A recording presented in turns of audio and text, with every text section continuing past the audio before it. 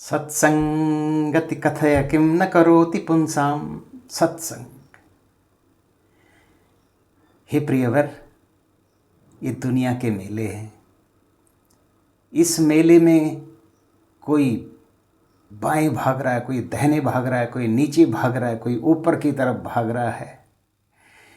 किसी की गति अधोगति नीचे की तरफ और किसी की ऊर्ध्व गति ऊपर की तरफ। कोई किसी की दुर्गति, किसी की सद्गति, किसी की वीर गति और किसी को परम गति। कर्मानुसार सबकी अलग अलग गति यानी कि स्पीड है। उसी तरह उनको पात्रता भी मिली है। कोई राम का पात्र है तो कोई रावण का, कोई सीता का पात्र है तो कोई सूर्पनखा का, कोई कृष्ण की भूमिका निभा रहा है तो कोई कंस की।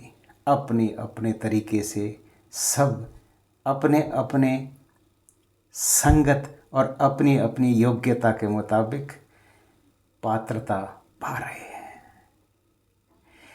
कोई मनुष्य, एक मनुष्य दूसरे की बातें करता है, केवल और केवल उसके साथ अपनी समानता, अपनी समता प्रकट करता रहता है कि ये मेरे सामने क्या है, ये अलाना, ये फलाना।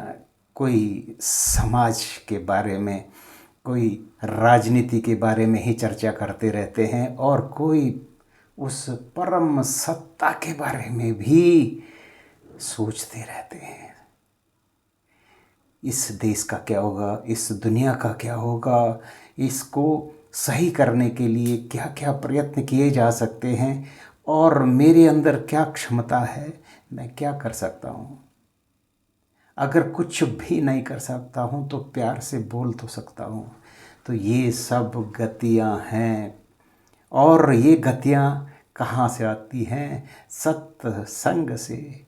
और तुलसीदास जी कहते हैं कि जहाँ सुमति तहाँ संपत्ति नाना, जहाँ कुमति तहाँ विपत्ति निधाना। गतियाँ भी उसी तरीके से निर्धारित हो जाती हैं। नीचे से शुरू करो, दुर्गति, फिर गति, फिर सद्गति, फिर वीर गति और फिर परम गति, ऊर्ध्वगामी, ऊपर की तरफ हमेशा। और वो जो जिनकी परम गति होती है, जिनकी वीर गति होती है, वो भगवान के हमेशा निकट रहते हैं। नमस्कार।